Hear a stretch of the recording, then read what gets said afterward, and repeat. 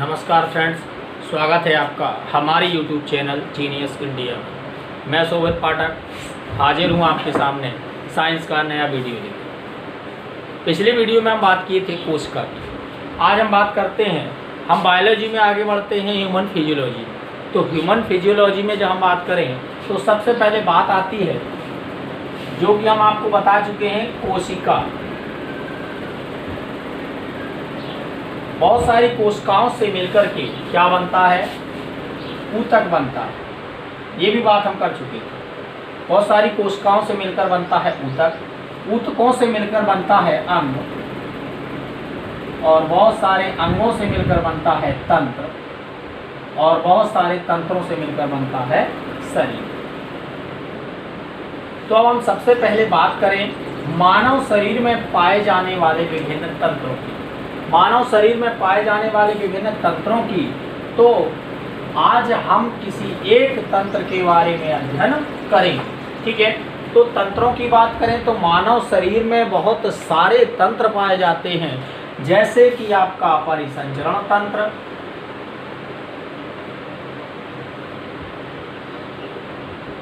पाचन तंत्र,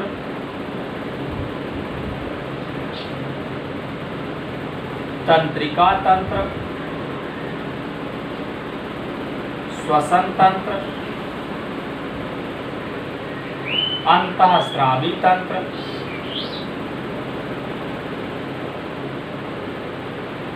और प्रजनन तंत्र, कंकाल तंत्र। ये विभिन्न प्रकार के तंत्र हमारे शरीर में पाए जाते हैं।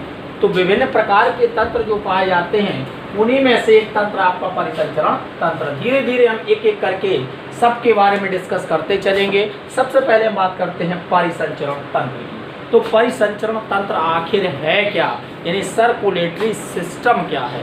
तो सर्कुलेटरी सिस्टम यानी मानव शरीर में इसको हम क्या कहते हैं, जैसे परिवहन। परिवहन मीन्स ट्रांसपोर्ट, यानी मानव शरीर में एक जगह से दूसरी जगह ले जाने का काम कौन करता है, ट्रांसपोर्ट। ट्रांसपोर्ट एक जगह से दूसरी जगह ले जाने में किसी वस्तु काम करता है। इसी प्रकार ब्लड को एक जगह से दूसरी जगह ले जाने का कार्य कौन करता है, परिसंचरण तंत्र करता है, ठीक है। परिसंचरण तंत्र पूरे जंतु जगत में, पूरे जंतु जगत की बात करें तो परिसंचरण तंत्र दो प्रकार का होता है। कौन कौन सा दो प्रकार का होता है, एक तो आपका ओपन सर्कुलेटरी सिस्टम और दूसरा हो गया आपका क्लोज सर्कुलेटरी सिस्टम, यानी खुला रक्त परिसंचरण, और दूसरा हो गया बंद रक्त परिसंचरण, ठीक है।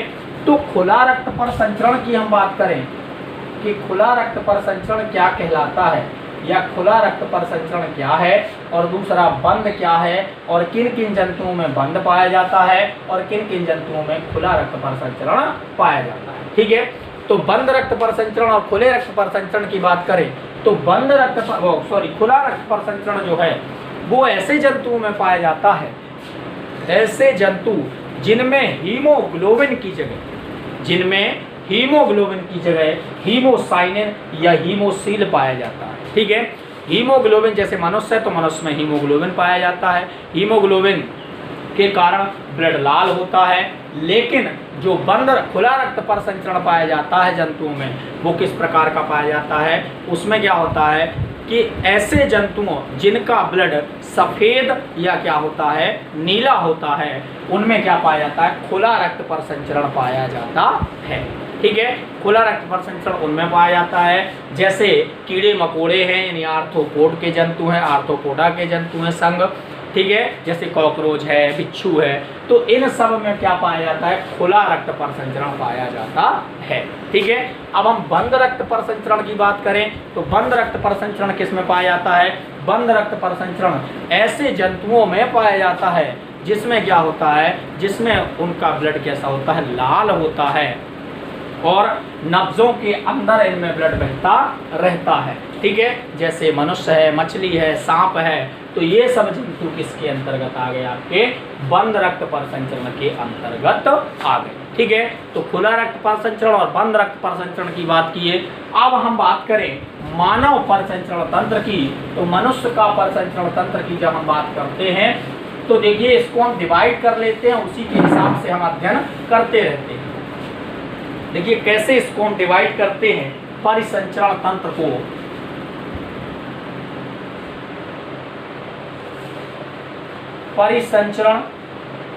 परिसंचरण को हम बांटते हैं 3 भागों में।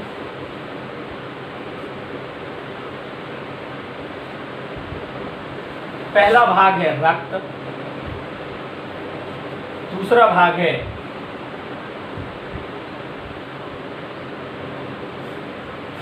हृदय और तीसरा भाग है रक्त वाहिकाएं।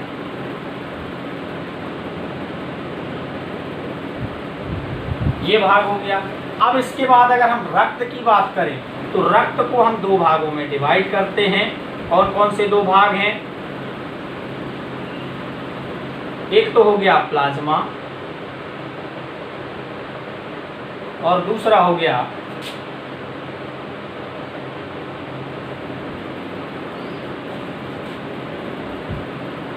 रक्त कणिकाएं।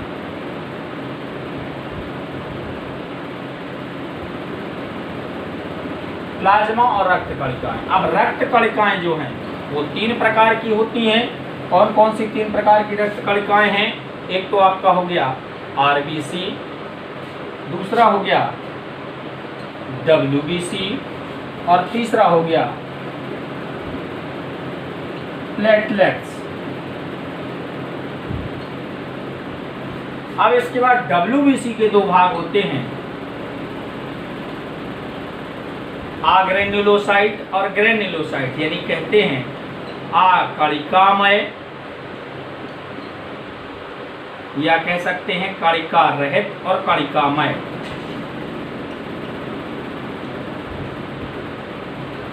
कणिकामय और कणिका रहित।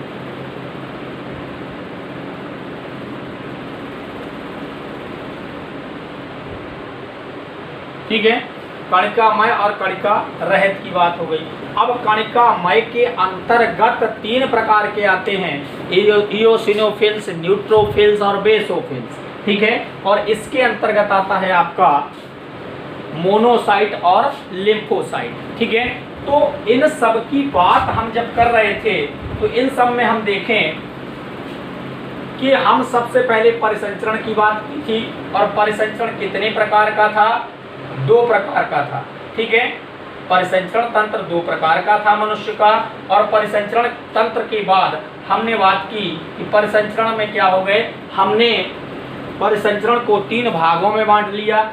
अब हमें सबसे पहले इसका अध्ययन करेंगे, फिर हम हृदय का अध्ययन करेंगे और फिर हम रक्त वाहिकाओं का अध्ययन करेंगे। यानी एक एक करके हम इस तरीके से अध्ययन करते चलेंगे। ठीक है, जब इन सबका अध्ययन करते चलेंगे तो सबसे पहले हम बात कर रहे थे कणिकामय में। तो कणिकामय में मैंने आपको बताया था कि 3 प्रकार की होती हैं। कौन कौन सी? इओसिनोफिल्स,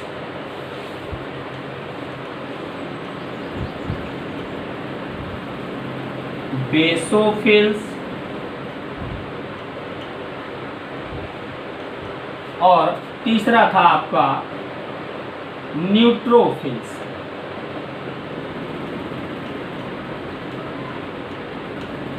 ठीक है, और कणिका रहित में 2 प्रकार की थी।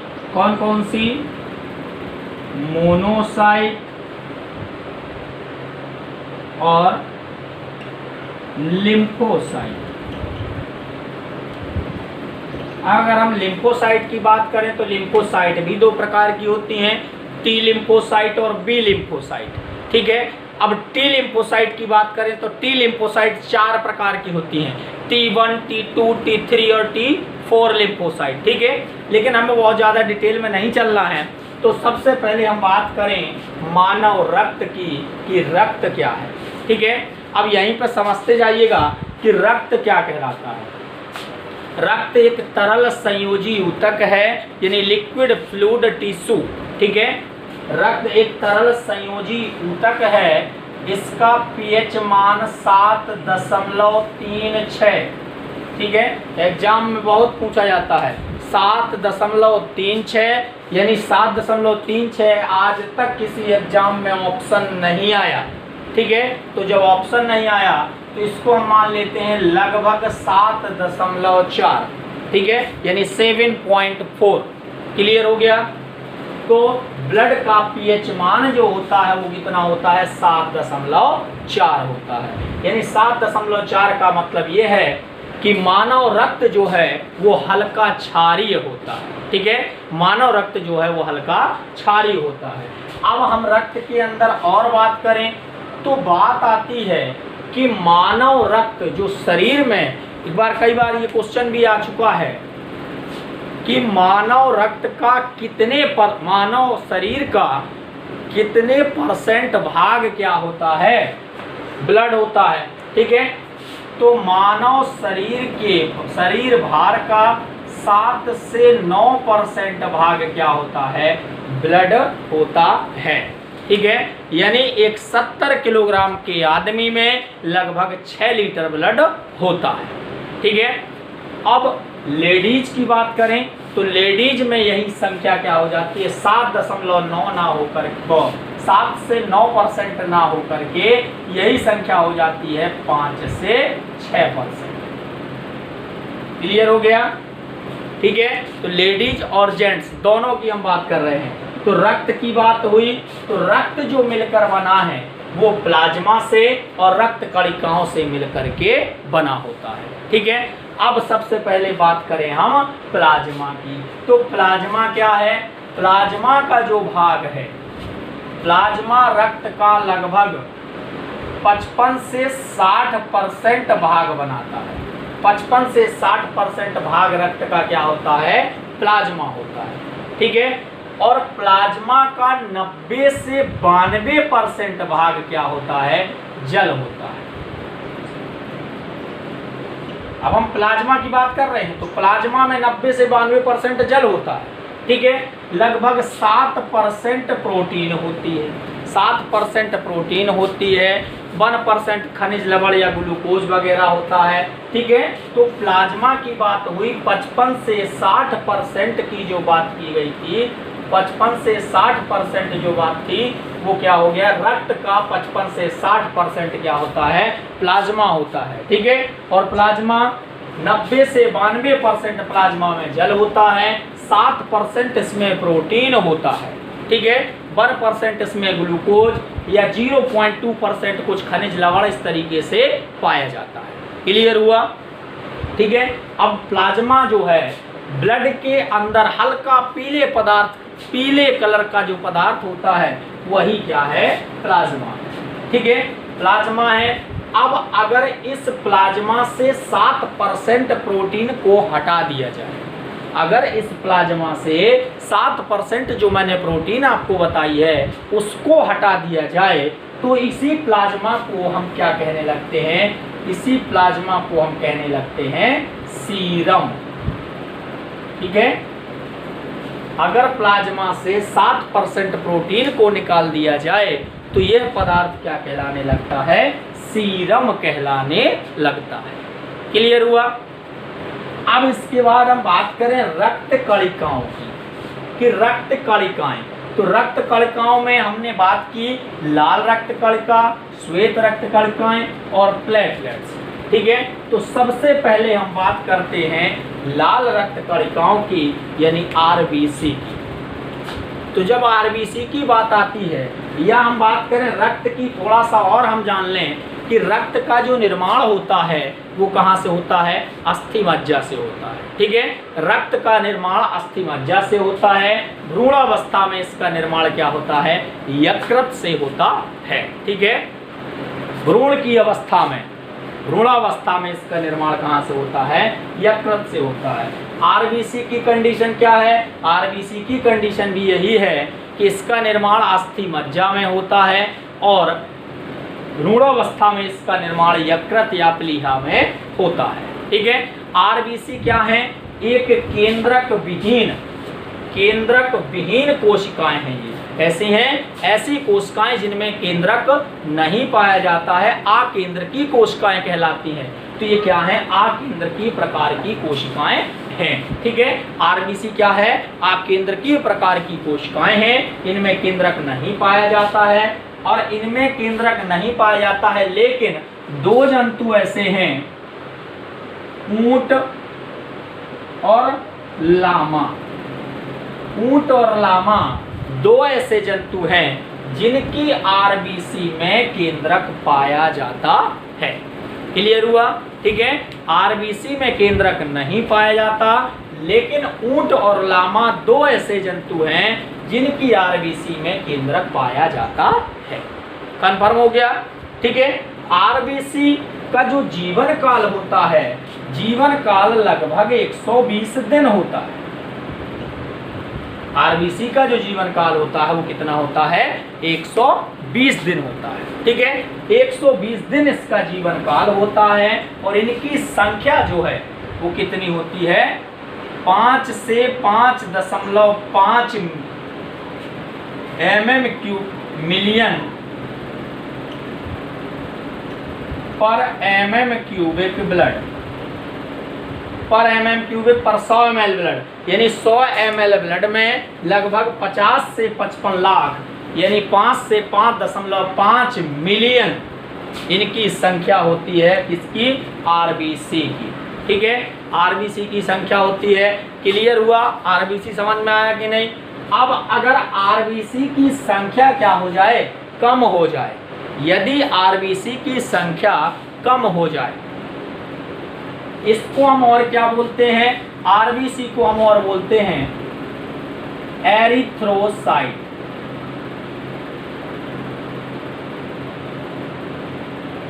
अब एरिथ्रोसाइट की हम बात करें, एरिथ्रोसाइट की यदि कमी हो जाए तो कौन सा रोग हो जाता है, रोग हो जाता है एनीमिया।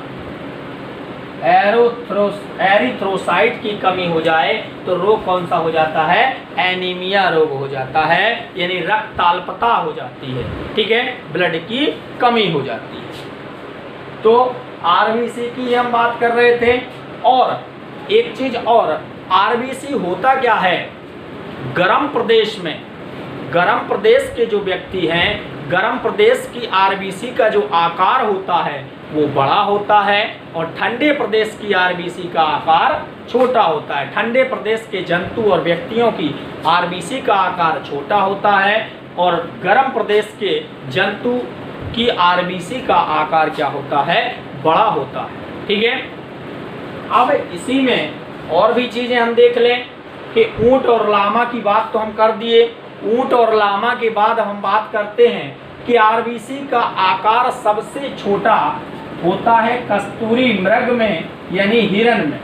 ठीक है, कस्तूरी मृग की आरबीसी का आकार सबसे छोटा होता है, कस्तूरी मृग की आरबीसी का आकार सबसे छोटा होता है, और ऊंट की आरबीसी का आकार सबसे बड़ा होता है। ठीक है, ऊंट की आरबीसी का आकार सबसे बड़ा होता है, और कस्तूरी मृग की आरबीसी का आकार सबसे छोटा होता है। ठीक है, तो आरबीसी की बात हम यहाँ पे कर रहे थे। तो आरबीसी में हमने क्लियर कर लिया कि आरबीसी क्या है आपका, कितना, 120 दिन इसका जीवन काल होता है।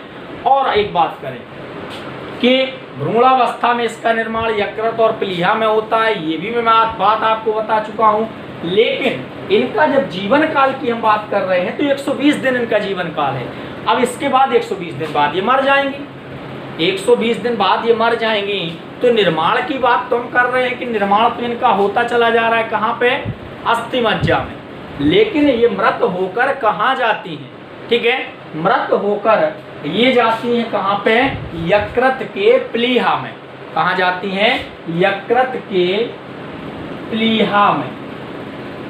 ठीक है, जब व्यक्ति मर जाता है तो या तो वो शमशान में जाता है या कब्रिस्तान में जाता है। ठीक है, शमशान में जलाया जाता है, लेकिन जलाने वाली व्यवस्था हमारे शरीर में तो है नहीं कहीं। ठीक है, अर्थात है क्या, जब आरबीसी प्लीहा में जाता है तो इसीलिए हम क्या कहते हैं, आरबीसी का कब्रिस्तान किसको कहा जाता है, प्लीहा को कहा जाता है। या इसी को ये भी कहते हैं आरबीसी का बूचड़ खाना। ठीक है। आरबीसी का बूचड़ खाना या आरबीसी का कब्रिस्तान किसे कहा जाता है? प्लीहा को कहा जाता है। कभी कभी एग्जाम में ऑप्शन प्लीहा ना दे करके डायरेक्ट ऑप्शन दे देता है लीवर या यकृत, ठीक है। यकृत जब ऑप्शन दे देता है या लीवर ऑप्शन दे देता है तो हम उसे ही टिक करेंगे, लेकिन अगर लीवर और प्लीहा दोनों ऑप्शन देता है तब राइट आंसर होगा आपका प्लीहा, ठीक है। क्लियर हुआ? तो ये चीज हो गई, हमने आपको बताया आरबीसी। अब आरबीसी के बाद हम बात करें डब्ल्यूबीसी की कि डब्ल्यूबीसी क्या है। तो डब्ल्यूबीसी ऐसी कोशिकाएं जो कैसी होती हैं? केंद्रक विहीन नहीं होती, ठीक है, यानी जिनमें केंद्रक पाया जाता है, ठीक है। केंद्रक पाया जाता है वो किसके अंतर्गत आ गए? डब्ल्यूबीसी के अंतर्गत। ऐसी कोशिकाएं जिनमें केंद्रक पाया जाता है, ठीक है। केंद्रक पाया जाता है, ये बात हो गई। इसके बाद इनकी संख्या जो होती है, इनकी संख्या होती है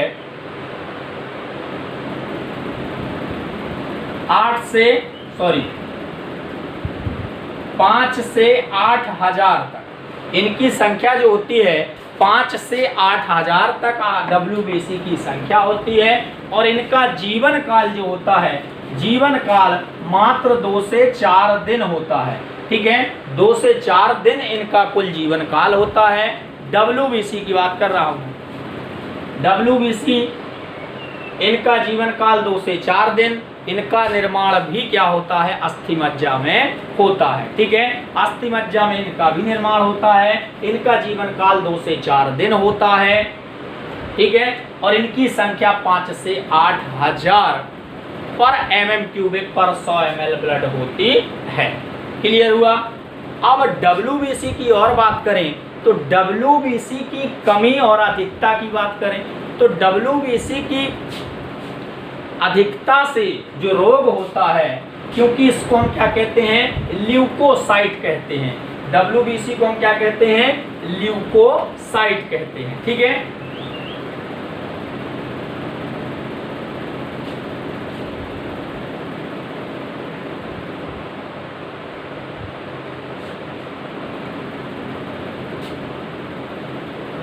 डब्ल्यूबीसी को बोलते हैं हम क्या? ल्यूकोसाइट।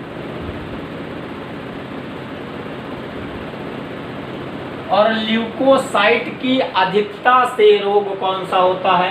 देखिए, एरिथ्रोसाइट की अधिकता से एनीमिया, ल्यूकोसाइट की अधिकता से ल्यूकीमिया,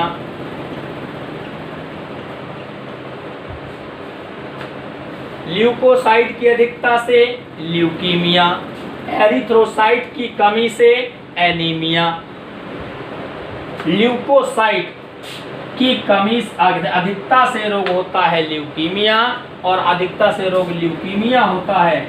इसी को हम क्या कहते हैं? ब्लड कैंसर, ठीक है। तो डब्ल्यूबीसी का मुख्य काम जो है, डब्ल्यूबीसी का मुख्य काम क्या होता है? डब्ल्यूबीसी का मुख्य काम होता है हमारे प्रतिरक्षी तंत्र का निर्माण करना, यानी हमारे शरीर में एंटीबॉडीज का बनाना। ये डब्ल्यूबीसी का मुख्य कार्य होता है। और डब्ल्यूबीसी की जब अधिकता हो जाए तो अधिकता से कौन सा रोग हो जाता है? ल्यूकीमिया रोग हो जाता है, यानी ब्लड कैंसर हो जाता है, ठीक है। अब इसके बाद डब्ल्यूबीसी के अंतर्गत हमने 2 प्रकार की कोशिकाएं पढ़ी हैं, एक कणिकामय और दूसरी कणिका रहित, ठीक है। तो कणिकामय में अब हम देख लें इओसिनोफिल्स। इओसिनोफिल्स की बात हम जब करते हैं, कभी कभी हमें सर्दी जुकाम हो जाता है या एलर्जी हो जाती है, तो एलर्जी होने के बाद डॉक्टर हमें बोलता है क्या कर लें? इसिनोफिलिया चेक करा लें, इओसिनोफिलिया चेक करा लें बोलता है। तो जब हम इओसिनोफिल्स यानी इओसिनोफिल्स की संख्या जब बढ़ जाती है तभी क्या हो जाता है? उन्होंने कहा हमें जुकाम हो गया, कहीं एलर्जी हो गई, तो वो किसके कारण होता है? इओसिनोफिल्स, यानी एलर्जी। हमारे शरीर में एलर्जी प्रतिरक्षण के लिए उत्तरदायी कौन होता है? इओसिनोफिल्स उत्तरदायी होता है, ठीक है। इओसिनोफिल्स की संख्या ही हमारे शरीर में इसके लिए एलर्जी प्रतिरक्षण के लिए उत्तरदायी होती है। ठीक है। इसके बाद हम बात करें बेसोफिल्स की, तो बेसोफिल्स में एक प्रोटीन पाई जाती है, कौन सी? हेपेरिन नाम की। हेपेरिन नाम की एक प्रोटीन पाई जाती है जिसका काम क्या है? जिसका काम है रुधिर का थक्का ना बनने देना। ठीक है, रुधिर का थक्का ना बनने देना। हेपेरिन नामक प्रोटीन बेसोफिल्स में पाई जाती है और इसका काम यही है।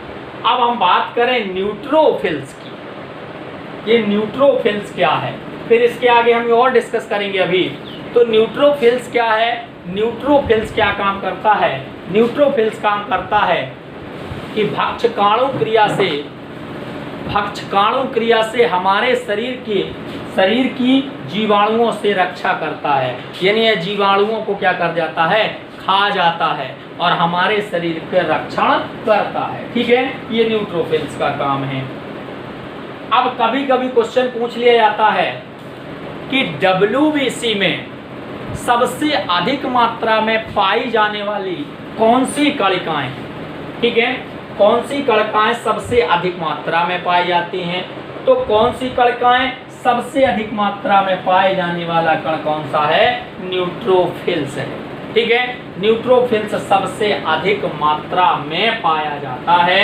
सबसे अधिक मात्रा में पाए जाने वाली का मतलब ये है कि लगभग ये 70% पाया जाता है। कितना पाया जाता है? लगभग 70% पाया जाता है। ठीक है, बेसोफिल्स की बात करें तो बेसोफिल्स की संख्या सबसे कम होती है, न्यूट्रोफिल्स सबसे अधिक होता है और बेसोफिल्स सबसे कम होता है। ठीक है, बेसोफिल्स सबसे कम होता है। अब हो गया संख्या के मामले में न्यूट्रोफिल सबसे अधिक और बेसोफिल सबसे कम। इसके बाद मोनोसाइट और लिम्फोसाइट की बात करें तो आकार में सबसे बड़ी कोशिकाएं कौन होती हैं? मोनोसाइट। यानी WBC की आकार में सबसे बड़ी कोशिकाएं होती हैं मोनोसाइट। ठीक है, और सबसे छोटी कोशिकाएं कौन होती हैं? लिम्फोसाइट। ठीक है, आकार में सबसे छोटी कोशिकाएं होती हैं लिम्फोसाइट और आकार में सबसे बड़ी कोशिकाएं कौन होती हैं? मोनोसाइट होती हैं। ठीक है, लिम्फोसाइट का काम क्या है? लिम्फोसाइट का काम होता है हमारे शरीर में, ठीक है, हमारे शरीर में प्रतिरक्षी निर्माण का काम कौन करता है? लिम्फोसाइट करता है। ठीक है, मुख्य प्रतिरक्षी का काम कौन करता है? लिम्फोसाइट करता है। आप लोगों ने आगे मैं अभी पढ़ाऊंगा आपको, वायरस में एक रोग आपने सुना होगा एड्स। एड्स का काम क्या है? Immuno acquired. इम्यूनो एक्वायर्ड माने घेरना, इम्यूनो माने होता है प्रतिरक्षी, यानी हमारे प्रतिरक्षा तंत्र को घेरने वाला रोग कौन है? एड्स है। ठीक है, तो एड्स की जो HIV वायरस है वो क्या काम करता है? वो काम करता है कि लिम्फोसाइट कोशिकाओं को ही नष्ट कर देता है। ठीक है, और जब लिम्फोसाइट कोशिकाओं को ही नष्ट कर देगा तो प्रतिरक्षी का निर्माण नहीं हो पाएगा शरीर में, और जब प्रतिरक्षी का निर्माण नहीं होगा तो ऐसे व्यक्ति को बहुत सारे रोग हो जाएंगे। ठीक है, क्लियर हुआ? तो लिम्फोसाइट का काम यही है। और मोनोसाइट का काम क्या है? मोनोसाइट क्या करता है? मोनोसाइट रक्षण का काम करता है शरीर में, यानी मोनोसाइट रक्षण का काम करता है। और लिम्फोसाइट जो है, लिम्फोसाइट क्या करता है? प्रतिरक्षी निर्माण का काम करता है। क्लियर हो गया? तो ये सारी चीजें हम डिस्कस कर रहे थे, RBC और WBC। ठीक है, अब इसके बाद हम बात करें प्लेटलेट्स की कि प्लेटलेट्स क्या है। तो प्लेटलेट्स एक ऐसा आकार इसका होता है, लगभग इनका जीवन काल जो होता है वो 7 दिन होता है, यानी 1 सप्ताह होता है। ठीक है, एक सप्ताह इनका जीवन काल होता है। और प्लेटलेट्स का काम क्या होता है? प्लेटलेट्स का काम होता है रक्त का थक्का बनने में मदद करना, यानी रक्त का थक्का बनाने का काम किसका है? प्लेटलेट्स काम करता है। ठीक है, तो इनका ये किस तरीके की प्लेटों के समान संरचनाएं होती हैं, प्लेटों के समान संरचनाएं होती हैं और रुधिर का थक्का बनने का काम किसका है? थक्का बनाने का काम प्लेटलेट्स का है। ठीक है, प्लेटलेट्स, डेंगू ज्वर में प्लेटलेट्स की संख्या क्या हो जाती है? कम हो जाती है। ठीक है, और इनकी संख्या जो होती है वो कितनी होती है? 1.5 से 3.5 लाख। ठीक है, 1.5 से 3.5 लाख प्लेटलेट्स की संख्या होती है। 1.5 से 3.5 लाख पर mm³ ब्लड इनकी संख्या होती है। ठीक है, इसके बाद अब अगर हम बात करें हीमोग्लोबिन की, हीमोग्लोबिन जो है, हीमोग्लोबिन की मात्रा मनुष्य में कितनी होती है? 12.5 से 14.5 तक। ठीक है, ये मेल की बात है। और फीमेल में कितनी होती है? फीमेल में ये चीज हो जाती है आपका 11.5 से 12.5 तक। ये किस में होती है? फीमेल में होती है। इतने ग्राम तक, लगभग 100 ml ब्लड में इतने ग्राम हीमोग्लोबिन पाया जाता है। ठीक है, हीमोग्लोबिन की संख्या हो गया। अब इसके बाद लाल रक्त कणिकाओं को या हीमोग्लोबिन को, लाल रक्त कणिकाओं की संख्या को हम मापते किससे हैं? हीमोसाइटोमीटर से। किससे मापते हैं? हीमोसाइटोमीटर से हम इनकी संख्या को मापते हैं। ठीक है, क्लियर हो गया। यहाँ पे हमने आपका ब्लड फिनिश कर दिया। इसी के आगे अभी हम बात करते हैं, रक्त में अभी बहुत सारी चीजें बकाया हैं, जैसे रक्त वर्ग है। ठीक है, रक्त वर्ग है, रक्त वर्ग कितने प्रकार के होते हैं, इन सब के बारे में हम डिस्कस करेंगे। तो इन सब के बारे में हम डिस्कस अगले वीडियो में करेंगे। ठीक है, अगर आपको हमारा वीडियो अच्छा लगा हो तो लाइक करें, सब्सक्राइब करें, और अगर आपको कोई क्वेश्चन आपके मन में है तो हमारे कमेंट्स बॉक्स में कमेंट करें। ये ठीक है, और हमारे कमेंट बॉक्स में कमेंट करें, आपको इसका उत्तर भी हम देंगे। और तब तक के लिए थैंक यू। हम अगले वीडियो में आपको इसी के आगे करेंगे।